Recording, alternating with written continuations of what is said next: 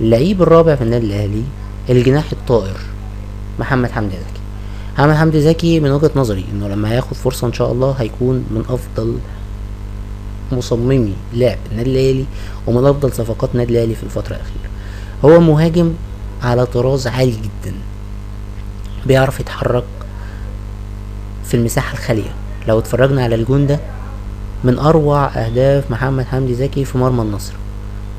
لاعب استلم الكورة واتحرك في المساحة الفاضية وشاط. ولو اتفرجنا على الجون ده برضو، دايما محمد حمدي زكي بيتحرك في المساحة الفاضية. هنتفرج برضو على الجون بتاعه في سيراميكا كليوباترا، هو سحب المدافعين لوحده تماما، سجل الهدف. الكورة دي ماتش الزمالك في النهائي، اتحرك ورا المدافعين، خد المدافع في ظهره، خد حمادة طلبة في ظهره، وراح وحط الكورة في العرض. محمد حمدي زكي لاعب صغير في السن، هو غالبا بيلعب على الجناح، ما بيلعبش مهاجم اساسي. هو دايما لاعب يا اما مهاجم جناح، وخاصة مهاجم جناح يمين او مهاجم تاني سكند سترايكر او شادو سترايكر. هو اللعيب اللي بيظهر في لحظة بتلاقي محمد حمدي زكي بيسجل الجول. عشان كده اتمنى ان محمد حمدي زكي من اكتر اللعيبه، او يعني من اكتر الصفقات اللي انا اتمنى ان محمد حمدي زكي ياخد فرصه، لانه هيثبت ان شاء الله جدارته بارتداء الفانيلا الحمراء.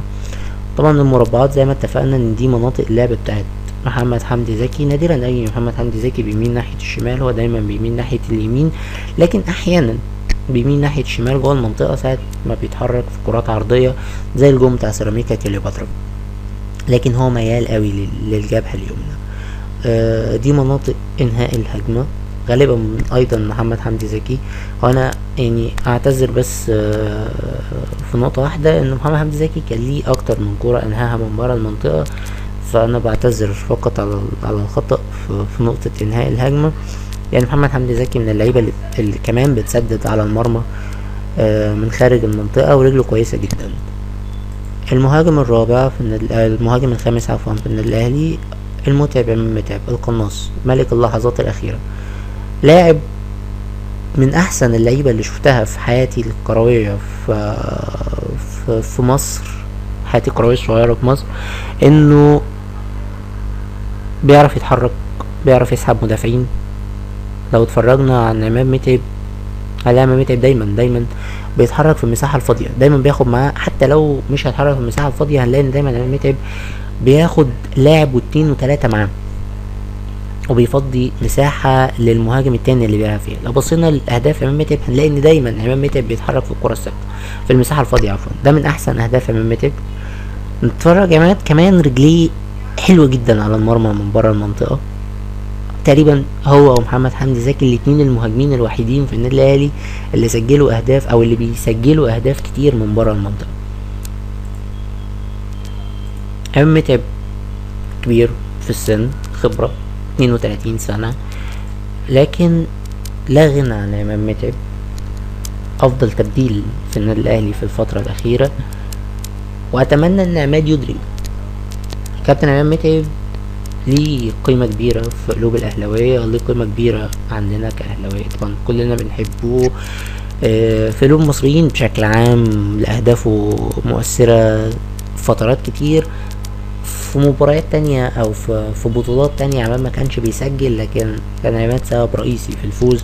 تفتكر بطولة 2008 هو ما جابش ولا جول، إنما الخمس اهداف بتوع عمرو زكي مثلا في المباراة في البطولة دي كان بسبب تحركات عماد متعب.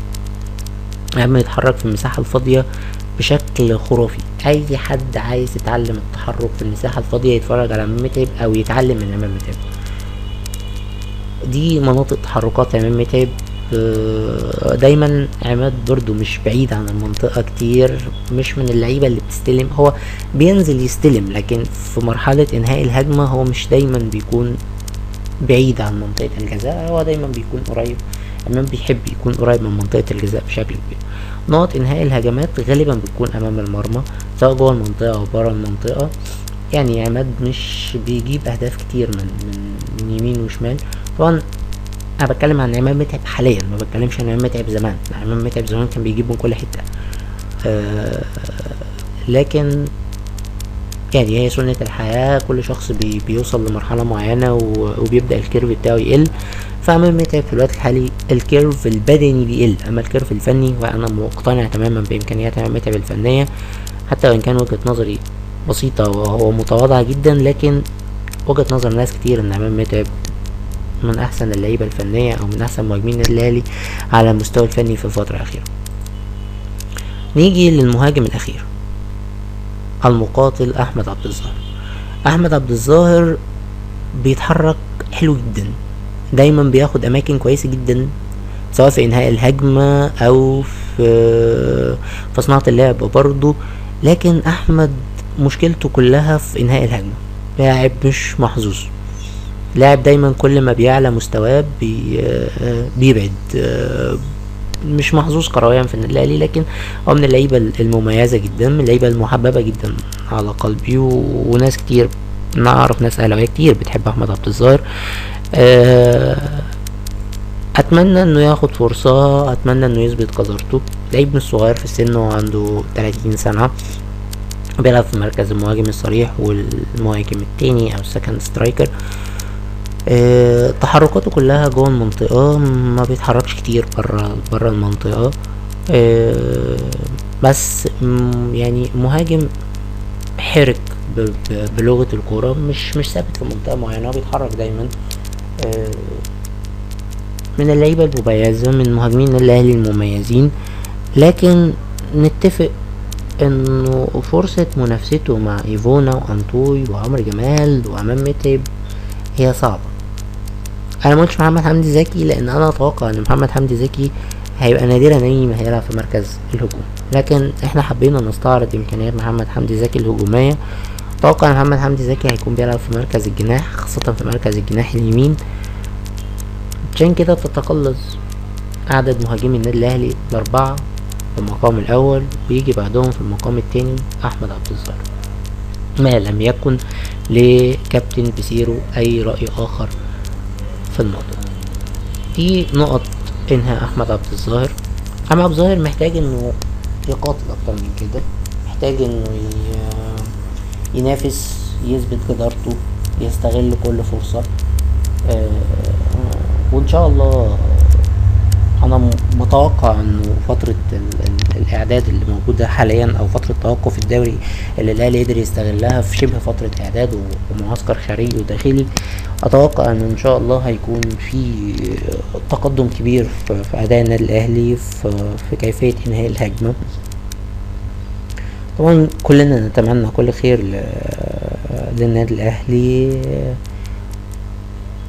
وجهة نظري الشخصية في طريقة لعب النادي الاهلي على المستوى الهجومي، اتمنى ان الاهلي يلعب ب2 راس حربة، جون انطوي ومالك ايفونا.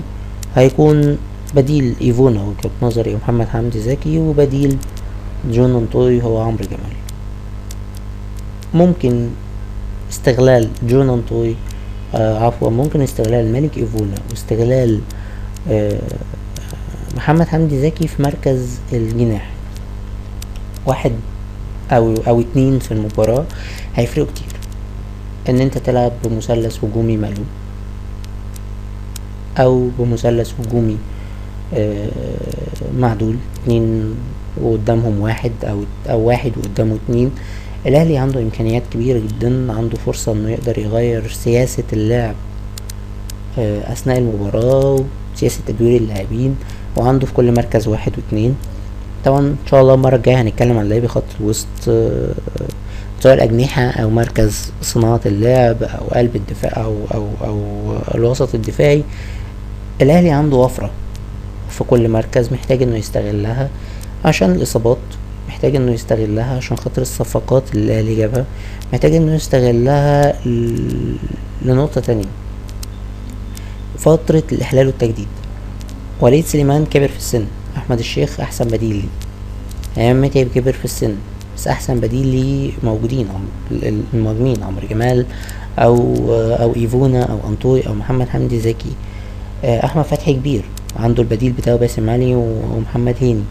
الاهلي محتاج انه يعمل ده بحيث ان اللعيبه دي ما يجي عليها وقت الاعتزال، خصوصا ان اللعيبه خلاص كسرت 32 سنه، فبالتالي ايامهم بقت معدوده في في الملاعب، سنة 2 وشكرا.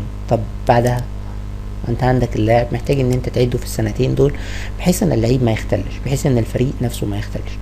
مشكلة النادي الاهلي انه كان عارف ان اللعيبة هتعتزل وما كانش بيلعب غير بيهم، لمشاكل الدوري، لتوقفات الدوري الكتير. ده كان بيخلي انه الاهلي ما عندوش غير 11 لاعب جاهزين وتلاتة بدلاء من بعيد. عشان كده هما دول اللعيبه اللي كملت. ما كانش في بديل قوي لابو تريكه، ما كانش بديل قوي لمحمد بركات. اللعيبه كانت بتروح وبتيجي، ما كانش في حد بيثبت، ما كانش في حد قدر يثبت. انت جبت عبد الله السعيد، احسن لاعب الاسماعيلي وقتها، بس ركنة عبد الله السعيد ولعب عبد الله السعيد في مركز غير مركزه، قلل من مستواه كتير. على ما رجع عبد الله السعيد تاني لمستواه بعد ما ابو تريكه اعتزل خد وقت. طب ليه ما كانش في فكره سياسه تدوير لاعبين مثلا اياميها، وان عبد الله السعيد يلعب في مركزه في وقت ان احنا نقدر نريح فيه محمد ابو تريكه، او نلعب بالاثنين ونلعب قدامهم راس حربه واحد؟ كان في كذا وجهه نظر وقتها، ولكن سياسة الدوري بالتوقف بالمشاكل اللي كانت موجودة في كتير في الكرة المصرية أثرت على فترة أو أثرت على موضوع الإحلال والتجديد بشكل كويس في النادي الأهلي. طب ليه احنا ما نستغلش فترة الإحلال والتجديد وفترة إن أنت جبت صفقات قوية جدا إن أنت تقدر تستغلها بشكل كبير؟ ده اللي احنا نتمناه، ده اللي احنا نتمناه من بعد المعسكر. الأهلي اللي هيكمل في الدوري ده اللي نفسه طويل، اللي بدنيا قوي. الزمالك عنده فريق كويس بس ما عندوش لعيبه تكمل 90 دقيقه كتير. يعني لو بصينا على كهربا، او لو بصينا على احمد حمودي، او لو بصينا على ايمن حفني، هنلاقي ان اللعيبه دي بدنيا ما تقدرش تكمل 90 دقيقه، خاصه ايمن حفني، على عكس النادي الاهلي. طب انت ليه ما تستغلش الوفره دي في ان انت اصلا كده كده تخلي كل لعيب يقدر يلعب 90 دقيقه، بان انت بتريحه، ان انت بتريح اللاعب ده ماتش وبتلعبه ماتش، او بيلعب ماتشين ثلاثه. وفكره ان انت بقفلتش التشكيل على 14 لاعب، 11 لاعب بيلعبوا 3 اساسي و3 احتياطي. فكره المنافسه، كل لاعب هيبقى خايف على مركزه، بالتالي كل لاعب هيطلع اقصى ما عنده. ده اللي احنا نتمناه من كابتن بيسيرو، لانه انا اتمنى ان بيسيرو ما يكونش جاي عشان خاطر يحقق بطولات فقط.